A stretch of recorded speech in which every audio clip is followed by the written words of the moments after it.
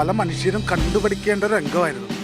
ഒരു നല്ല സുഹൃത്ത് എങ്ങനെയാണ് ഒരാളെ ചേർത്ത് പിടിക്കുന്നത് ആപത്ഘട്ടത്തിൽ, അതേ ഒരു സംഭവമാണ് അവിടെ കണ്ടിരുന്നത്.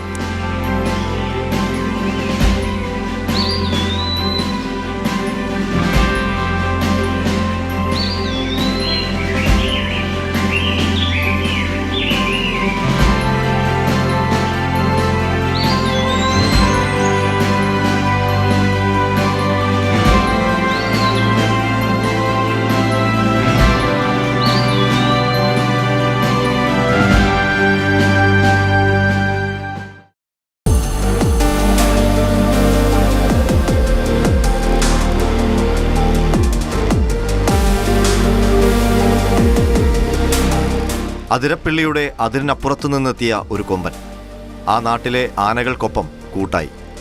ഏഴാറ്റുമുഖം ഗണപതിയും മഞ്ഞക്കൊമ്പനും കാവലായി വഴിതെളിച്ച് നടന്നു. മറ്റൊരു കാട്ടിൽ നിന്ന് ഇവിടെ എത്തിയ ആനയുടെ മസ്തകത്തിൽ പതിവില്ലാത്ത വ്യത്യാസം. ഇണയ്ക്കായുള്ള പോരിനിടെ പറ്റിയ മുറിവ്. ഓരോ ദിവസം കഴിയുന്തോറും അത് വഷളായി.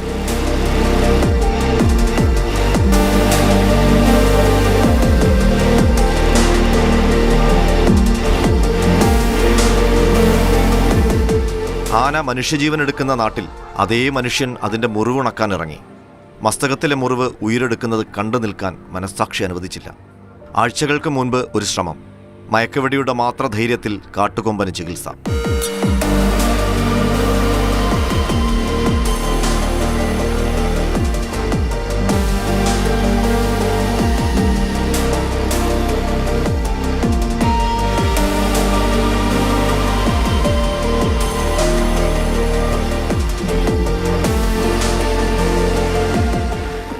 ആദ്യം നമ്മൾ അറ്റംപ്റ്റ് ചെയ്യുന്നത് അന്ന് ചെറിയൊരു മുറിവായിരുന്നു. ആദ്യം അറ്റംപ്റ്റ് ചെയ്യുന്ന പറഞ്ഞാൽ നമ്മളൊരു സിംഗിൾ ക്യാപ്റ്റിവിറ്റിയിൽ കൊണ്ടുവരാൻ നമുക്ക് താല്പര്യമില്ല. ആനിമലിനെ പിടിച്ച് കൊണ്ടുവരുന്നത് താല്പര്യമില്ല. അത് നമ്മൾ ആദ്യം ചെയ്യുന്നതാണ് സിംഗിൾ ടൈം ട്രീറ്റ്മെൻറ്റ് കൊടുക്കുക ചെയ്തു. അതിന് റെസ്പോൺസും ഉണ്ടായിരുന്നു. ഒരാഴ്ച നല്ല ഹീലിംഗ് ഉണ്ടായിരുന്നു. പക്ഷേ പെട്ടെന്ന് അത് ഫ്ലെയർ അപ്പ് ചെയ്തു. വളരെ പെട്ടെന്ന് അത് കൂടി, പഴുപ്പ് കൂടി, അത് പെട്ടെന്നൊരു സിറ്റുവേഷനിലേക്ക് പോയി.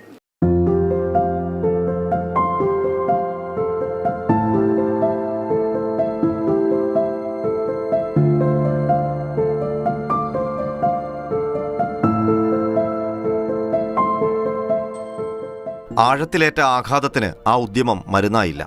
ദിവസങ്ങൾക്ക് ശേഷം വീണ്ടും ആനയെ കണ്ടു. അതേ അവസ്ഥയിൽ ഓരോ ദിവസം കഴിയുന്തോറും കാട്ടാനയുടെ സ്ഥിതി കൂടുതൽ വഷളായി. മുറിവിൽ നിന്ന് ശ്വാസം പോലും പുറത്തേക്ക് പോകുന്ന തരത്തിൽ വേദന നിറഞ്ഞു. രക്ഷിക്കാനാകുമെങ്കിൽ സഹായിക്കൂ എന്ന ഭാവത്തിൽ മനുഷ്യന്റെ കൺവട്ടത്ത് തന്നെ നടന്നു.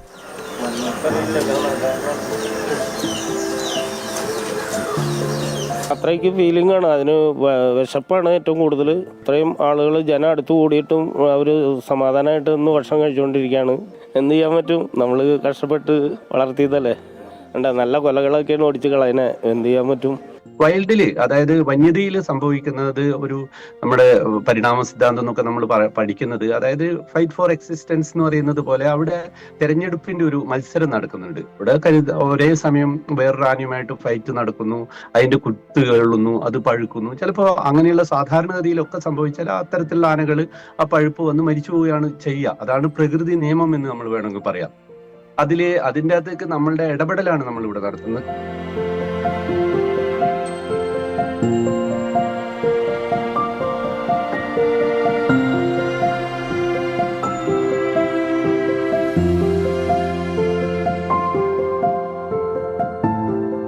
രക്ഷപ്പെടാൻ വെറും 30% മാത്രം സാധ്യത. മയക്കുവെടി അതിന്റെ ജീവൻ നേരത്തെ എടുത്തേക്കും. ശക്തരായ കുങ്കികളെ നേരിടാൻ കരുത്തില്ലാത്ത വിധം തളർന്നൊരു കൊമ്പൻ. എങ്കിലും ആ 30% സാധ്യത ഒരു ജീവനാണ്. വനംവകുപ്പ് സംഘം ദിവസങ്ങൾക്ക് മുന്നേ സജ്ജമായി. PT7നെയും പന്തലൂർ മഖനെയും സാക്ഷാൽ അരിക്കൊമ്പനെയും കൂട്ടിലാക്കിയ കരുത്തർ അതിരപ്പിള്ളിയിലിറങ്ങി. എന്തിനും പോന്ന ചോരത്തിളപ്പുള്ള കോന്നി സുരേന്ദ്രൻ.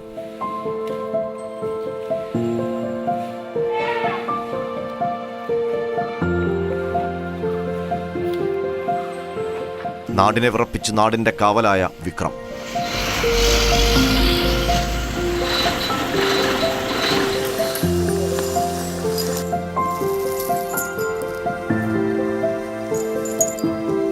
കോടനാട് വയറ്റിത്തെളിഞ്ഞ കുഞ്ചു.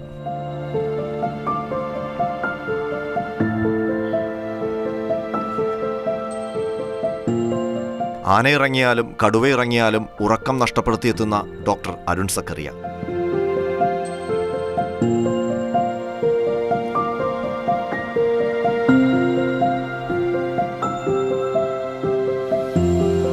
എന്തിനും തയ്യാറായി RRT സംഘവും വനംവകുപ്പ് ഉദ്യോഗസ്ഥരും.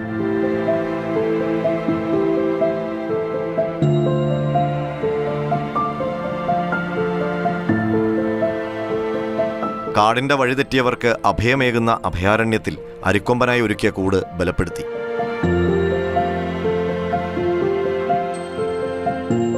അതിരപ്പള്ളിയിൽ മസ്തകത്തിൽ പരിക്കേറ്റ നിലയിൽ കണ്ടെത്തിയ കാട്ടാനയെ ഇവിടെ എത്തിച്ചാണ് ചികിത്സ നൽകുന്നത്. ഇവിടെ കൂടിന്റെ നിർമ്മാണം പൂർത്തിയായിട്ടുണ്ട്. 6 മീറ്റർ ഉയരമുണ്ട്, അതോടൊപ്പം തന്നെ 4 മീറ്റർ വീതി, അതോടൊപ്പം 5 മീറ്റർ നീളം. ഇങ്ങനെയാണ് ഈ കൂടിന്റെ ക്രമീകരണം. സാധാരണഗതിയിൽ മയക്കുവെടി വച്ച ശേഷം കാട്ടാനയെ ഇവിടെ എത്തിക്കുമ്പോൾ ആന അക്രമാസക്തരാകാൻ സാധ്യതയുണ്ട്. കാരണം കൊമ്പ് വെച്ചാൽ ഇതൊക്കെ ഇടിക്കാൻ സാധ്യതയുണ്ട്. അതുകൊണ്ടാണ് വളരെ ശക്തമായ രീതിയിലുള്ള ഈ യൂക്കാലി മരങ്ങൾ ഉപയോഗിച്ചുള്ള ഈ കൂട് നിർമ്മാണം.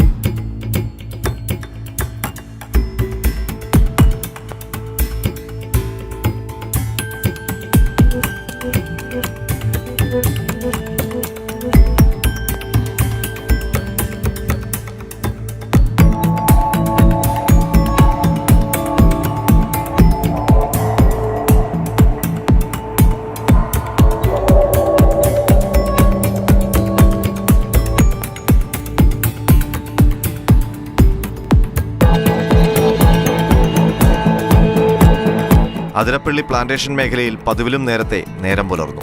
ഇന്നലെ വരെ ജനവാസ മേഖലയിൽ ഉണ്ടായിരുന്ന കൊമ്പനെ കാണാനില്ല.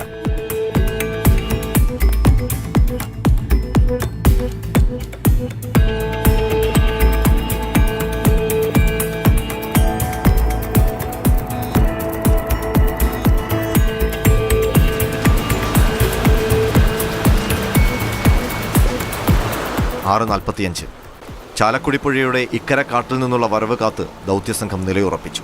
കൈപിടിച്ചു കൊണ്ടുവരും പോലെ ഏഴാറ്റുമുഖം ഗണപതി എന്ന കാട്ടാന പരിക്കേറ്റ കൊമ്പന്റെ പിന്നാലെയുണ്ട്. വേദനയെ തള്ളിമാറ്റി പുഴയുടെ ആഴങ്ങളെ നീന്തിക്കടന്ന് ഇക്കരയിലേക്ക്.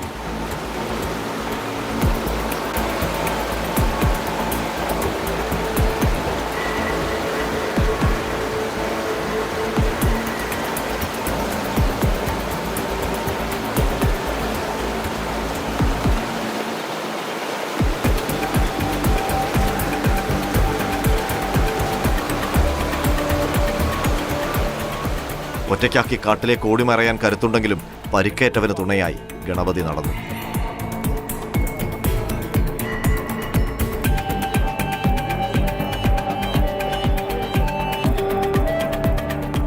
സുരക്ഷിതമായ അകലത്തിലേക്ക് ആന നടന്നെടുത്തു. പിന്നാലെ ദൗത്യസംഘവും. അരുൺ സക്കറിയയുടെ വിരൽ ട്രിഗറിൽ അമർന്നു. ആദ്യ ശ്രമത്തിൽ തന്നെ മയക്കുവെടി ആനക്കേറ്റു.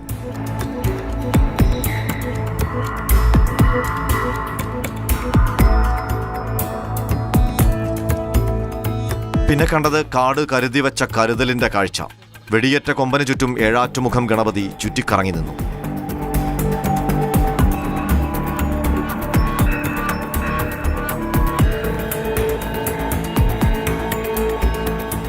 എനിക്കിനി പറ്റില്ലെന്ന് പറഞ്ഞ് വീഴാൻ ഭാവിച്ചവനെ തുമ്പിക്കൈ കൊണ്ട് ചുറ്റിപ്പിടിച്ചു. മുഖത്തോട് മുഖം ചേർത്ത് താങ്ങി നിർത്തി. ഒടുവിൽ കൈവിട്ട് കാട്ടിലേക്ക്.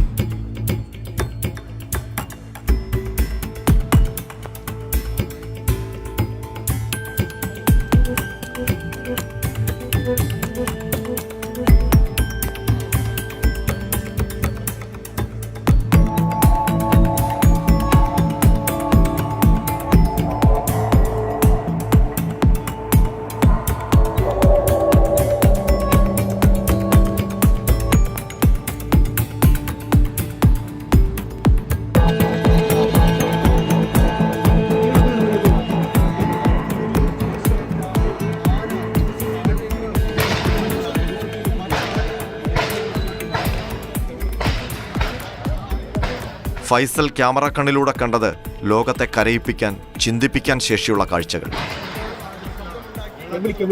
പലപ്പോഴും പല ദൃശ്യങ്ങളും പകർത്തിയിട്ടുണ്ട്, പക്ഷേ ഇത്രയും എക്സ്ക്ലൂസീവായിട്ടൊരു ദൃശ്യം ആദ്യമായിട്ട് തന്നെയാണ്. നമുക്ക് ആ വിഷ്വൽ എടുക്കുമ്പോൾ തന്നെ ഒരു എന്താ പറയുക, ഒരു വളരെ ഇങ്ങനെ മാനസികമായിട്ടൊരു ഭയങ്കര ഒരു വിഷമം. കാരണം എന്ന് വെച്ച് കഴിഞ്ഞാൽ ഒരു നല്ല സുഹൃത്ത് എങ്ങനെയാണ് ഒരാളെ ചേർത്ത് പിടിക്കുന്നത് ആപത്ഘട്ടത്തിൽ, അതേ ഒരു സംഭവമാണ് അവിടെ കണ്ടിരുന്നത്. ഇത് പകർത്തിക്കൊണ്ടിരിക്കുമ്പോഴാണ് ഈ ആന പെട്ടെന്ന് വീഴുന്നതും മറ്റേ ആനയെ ഈ വനപാലകർ വെടിവെച്ച് ഓടിക്കുന്നു. അത് വലിയൊരു ഈ ഒരു ദൗത്യത്തിൽ ഇതിനു മുമ്പ് വെടിവെക്കുന്ന ഒരു ദൃശ്യം കിട്ടിയിരുന്നു. പക്ഷേ അന്ന് ഈ ആന ഒറ്റയ്ക്കായിരുന്നു, ഓടി മാറുകയായിരുന്നു. പക്ഷേ ഇത് കൂടെ ഒരാന ഇതിന് ചേർത്ത് പിടിച്ച് വന്ന് ഇതിനെ തലോടി നിന്ന് ഒരു വളരെ വൈകാരികമായ ഒരു ദൃശ്യം. ആപത്ഘട്ടത്തിൽ കൂടെ നിൽക്കുന്ന ആൾക്ക് എന്തോ വലിയ ആപത്ത് വരുന്നു എന്ന് മനസ്സിലാക്കി അതിനെ ചേർത്ത് പിടിച്ച് നിൽക്കുന്ന ഒരു രംഗം, അത് വളരെ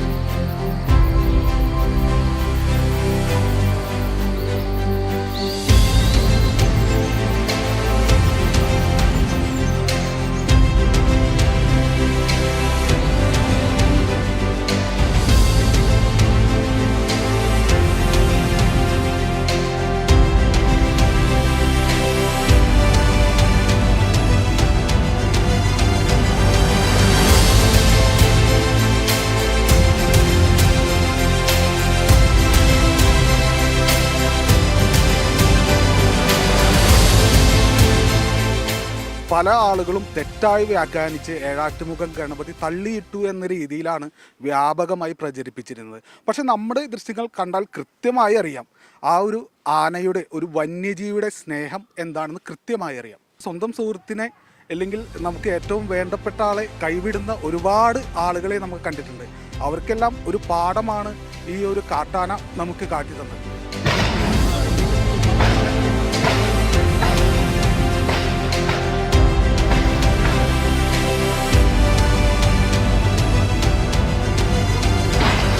മുറിവുണക്കാനുള്ള മിഷന് കരുത്തായത് മനുഷ്യന്റെ വാക്കുകേട്ട് വഴിമാറിപ്പോകുന്ന ഒരു കാട്ടുകൊമ്പൻ എന്നത് അതിശയോക്തിയല്ല. അതൊട്ടും പ്രതീക്ഷിച്ചില്ല. 2 ആനകളെ അവിടെ സ്പോട്ട് ചെയ്തു എന്ന് പറഞ്ഞപ്പം ഏഴാറ്റുമുഖം ഗണപതിയാണെന്നുള്ളത് ഐഡൻറ്റിഫൈ ചെയ്തു. പക്ഷേ ഈ ഡാട്ട് ചെയ്ത് കഴിഞ്ഞപ്പം അത് കൊടുത്ത സപ്പോർട്ട് നമ്മളെല്ലാവരെയും അതിശയിപ്പിക്കുന്നതായിരുന്നു. എന്നിരുന്നാലും പക്ഷേ അതിന് താങ്ങാൻ പറ്റാത്ത സ്റ്റേജ് മീൻസ് മയങ്ങി വന്ന സ്റ്റേജിലാണ് ഇവ സപ്പോർട്ട് ചെയ്തത്. അപ്പോൾ ആ ഒരു തുമ്പി എന്നുള്ള പിടുത്തം വിട്ടപ്പം ആന മയങ്ങി വീഴുകയാണ് ചെയ്തത്. ഒരു പുതിയ കഥ എഴുതുകയാണ് ഏഴാറ്റുമുഖം ഗണപതി.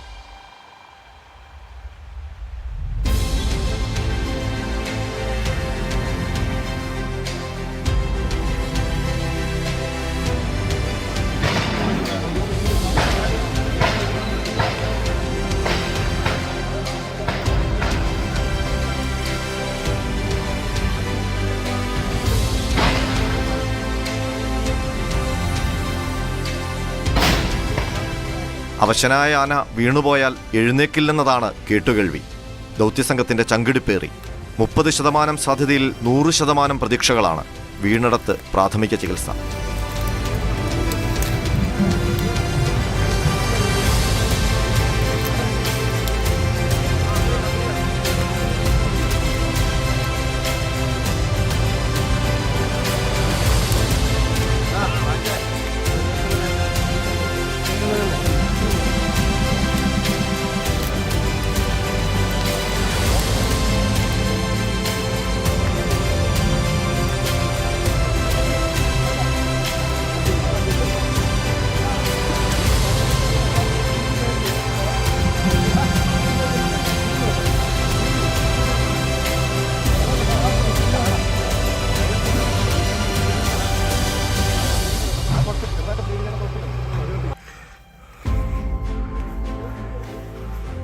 താഴെ വീണ സമയത്ത് നമുക്കൊരു ചെറിയ പേടിയുണ്ടായിരുന്നു. കാരണം ഒരുപാട് കല്ലൊക്കെ ഉള്ള ഏരിയയാണ്, അതിൻ്റെ ഒരു പേടിയുണ്ടായിരുന്നു. പക്ഷെ ഒന്നും പേടിക്കാനുണ്ടായിരുന്നില്ല. പക്ഷെ അതുകൊണ്ട് ഞങ്ങൾക്ക് ഒരു അഡ്വാൻറ്റേജ് കിട്ടി. ഞങ്ങൾക്ക് ആ കിടന്ന സ്ലീപ്പിൽ തന്നെ ഞങ്ങൾക്ക് ആ കംപ്ലീറ്റ് വൂണ്ട് ഡ്രസ് ചെയ്യാൻ പറ്റി. സ്റ്റാൻഡിങ്ങിലല്ലാതെ തന്നെ ചെയ്യാൻ പറ്റി.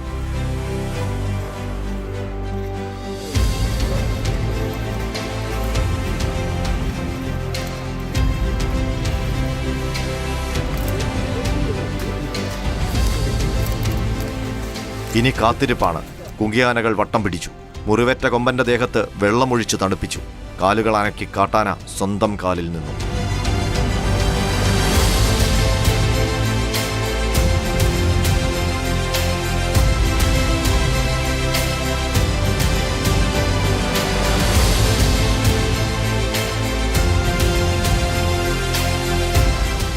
മല്ലുപിടിക്കാനില്ലെന്ന് പ്രഖ്യാപിച്ച കാട്ടാനയ്ക്ക് പിന്നിൽ നിന്ന് കോന്നി സുരേന്ദ്രൻ വശത്തിലേക്ക് മാറി.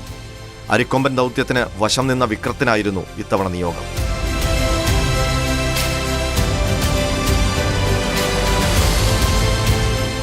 കാര്യമായ എതിർപ്പുകളില്ലാതെ എലിഫന്റ് ലോറിയിൽ അഭിവാദ്യമർപ്പിച്ച അതിരപ്പള്ളിയിൽ നിന്ന് മടക്കം.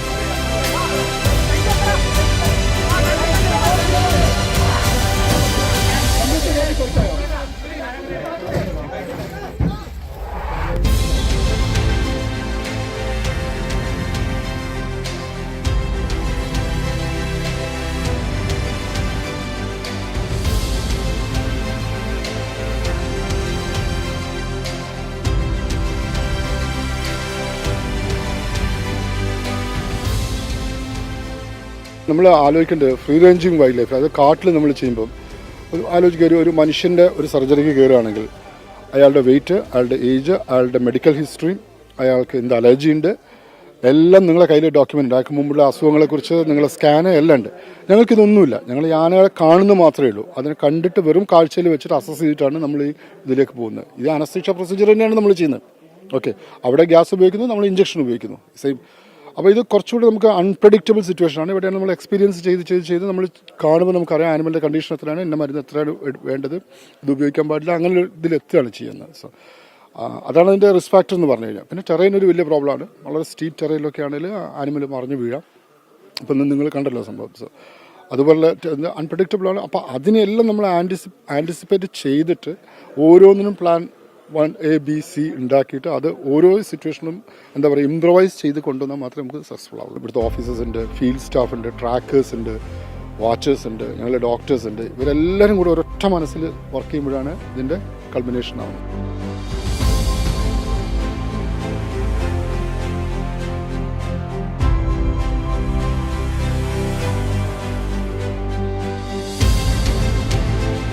മലയാറ്റൂർ കടന്ന് കോടനാട്ടേക്ക്.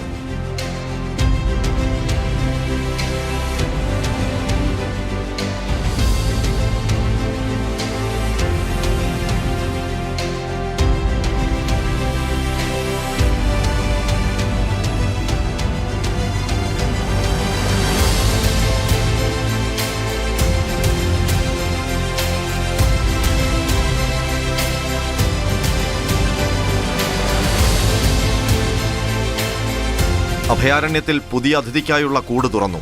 എലിഫന്റ് ആംബുലൻസിൽ നിന്ന് കുങ്കിയാനകളുടെ സഹായമില്ലാതെ കൂട്ടിലേക്ക്.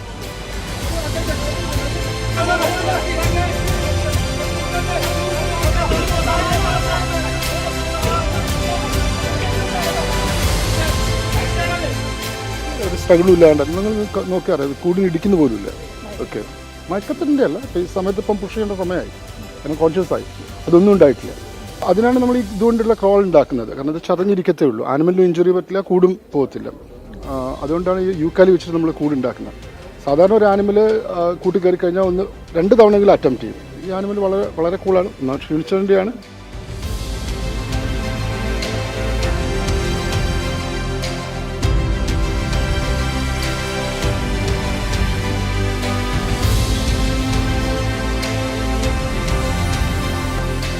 കൂടിനോട് കലിതീർക്കാനുള്ള കരുത്തുപോലും ആനയ്ക്കുണ്ടായിരുന്നില്ല.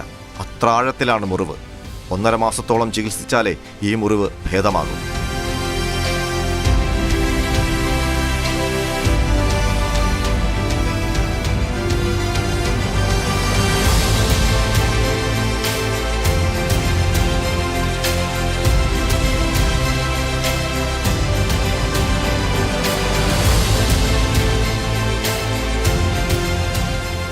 അടിയോളം ആഴത്തിലുണ്ട്.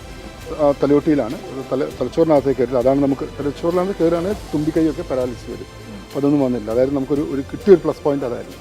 ഉണ്ട്, തീർച്ചയായിട്ടും ഉണ്ട്. അത് വേണമെങ്കിൽ അതിൻ്റെ പഴുപ്പ് സെപ്റ്റിസിമിക് ആണ്. അതെങ്ങനെ ബാക്കി ഓർഗൻ എങ്ങനെയൊക്കെ ബാധിച്ചിട്ടുണ്ടാവും നമുക്ക് പറയാൻ പറ്റില്ല. ഇന്നത്തെ കണ്ടീഷൻ നമ്മൾ കംപ്ലീറ്റ് എക്സാമിൻ ചെയ്തു. എല്ലാ ഡോക്ടേഴ്സും നോക്കി ആ വൂണ്ടിൻ്റെ കണ്ടീഷൻ, അതിൻ്റെ പ്രോഗ്നോസിസ് എല്ലാം നോക്കിയിട്ട് നമ്മളൊരു ട്രീറ്റ്മെൻറ്റ് റെജിം ഉണ്ടാക്കണം. സാധാരണമായിട്ടുള്ള ഒരു സംഭവമാണ് ഒരു ആനക്കൂട്ടത്തിൽ ഒരു ആനക്ക് എന്തെങ്കിലും അപകടം വരുമ്പോൾ മറ്റുള്ള ആനകൾ അതിന് കൂടെ തന്നെ നിൽക്കുകയും പലപ്പോഴും സംഭവിച്ചിട്ടുണ്ട്. ഈ നമ്മൾ കുങ്കിയായിട്ട് പിടിച്ച് കൊണ്ടുപോയ ആനക്ക് വേണ്ടിയിട്ട് അത് അവിടെ കൂട്ടിൽ കിടക്കുമ്പോൾ അത് അവിടെയുള്ള പട്ടയെടുത്തിട്ട് പുറത്ത് അതിൻ്റെ സുഹൃത്തുക്കൾ വന്നപ്പോൾ തിന്നാൻ കൊടുത്ത സംഭവം വരെ ഉണ്ടായിട്ടുണ്ട്. അപ്പൊ അതൊക്കെ വളരെ സാധാരണമാണ്. അതിനെ നമ്മൾ ഇങ്ങനെ വളരെ ഈ കാൽപ്പനികമായിട്ടുള്ള ഒരു കഥ പോലെ അങ്ങനെ ഉണ്ടാക്കുകയും ഇനി ആന ചെയ്തതും അവരുടെ കൃഷിക്കാരുടെ കൃഷിയൊക്കെ നശിപ്പിച്ചതും ഒരാളെ കൊന്നതും ഒക്കെ ചെറുതായിട്ടൊന്ന് കൊന്നു, അത് ചെറിയ കുറുമ്പ് കാട്ടി എന്നൊക്കെ പറയുന്നത് ഒരു തരത്തിലുള്ള ഒരു ആനകളോടുള്ള അമിത പ്രണയം ആളുകളിൽ ഉണ്ടാക്കാനും, അത് നമുക്ക് അരിക്കൊമ്പന്റെ കാര്യത്തിൽ തന്നെ നമ്മൾ കണ്ടതാണ്. അരിക്കൊമ്പനെ പറ്റിയിട്ടുണ്ടായിരുന്ന ഒരു കുടുംബനാഥനായിട്ടുള്ള ഒരു ആന എന്നുള്ള ഒരു ഇമേജ് സൃഷ്ടിച്ചതിലൂടെ നമ്മുടെ കേരളത്തിലെ മാധ്യമങ്ങൾക്കും വലിയൊരു പങ്കുണ്ടായിരുന്നു. അത്തരത്തിലുള്ള ഒരു കുടുംബനാഥ രീതിയൊന്നും അതിനില്ല എന്ന് നമ്മൾക്കറിയാം. അപ്പോൾ അങ്ങനെ ഉണ്ടാകുമ്പോൾ നമ്മുടെ കുടുംബത്തിലെ ഒരാളെ അകറ്റി കൊണ്ടുപോകുമ്പോഴുണ്ടാകുന്ന, അല്ലെങ്കിൽ അയാളെ ടാടപ്രകാരം അറസ്റ്റ് ചെയ്ത് കൊണ്ടുപോകുന്ന പോലെയാണ് അന്ന് റീലൊക്കേറ്റ് ചെയ്യുമ്പോൾ പോലും കേരളത്തിലെ വലിയൊരു വിഭാഗം ആളുകളുടെ മനസ്സിൽ അങ്ങനെ ഉണ്ടായി. നിഷ്കളങ്കമായിട്ടുള്ള ചിന്തയായിരിക്കാം. പക്ഷെ അത്തരത്തിലുള്ള ചിന്തകൾ ഇത്തരത്തിലുള്ള ഓപ്പറേഷനുകൾക്ക് വീണ്ടും വീണ്ടും പ്രതിസന്ധികൾ ഉണ്ടാക്കും എന്നുള്ളതാണ് ഏറ്റവും പ്രധാനം.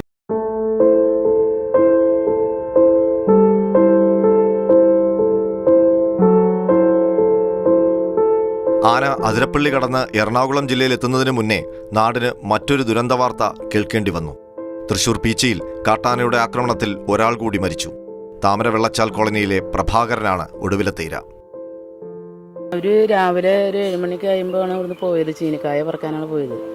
അങ്ങനെ പോയി ചീനിക്കായ പറക്കി നിൽക്കുന്നതിൻ്റെ ഇടയിലാണ് ആന ഇത് വെച്ചാൽ വന്നത് കണ്ടില്ല. അങ്ങനെ മാമനെ അടിച്ചിടുക ചെയ്ത. അടിച്ച് കൂടെ മരുമോനും മോനും ഉണ്ടായിരുന്നു. അപ്പോൾ അവർ ഓടുന്നതിൻ്റെ അടിയിൽ ചെക്കനെ മരുമോനെ ഒരു അടി ആന അടിച്ചു. അപ്പോൾ അവന് ഏറ്റില്ല. പക്ഷെ മാമന് എനിക്ക് ഓടാൻ പറ്റിയില്ല. അതാണ് പറ്റിയത്.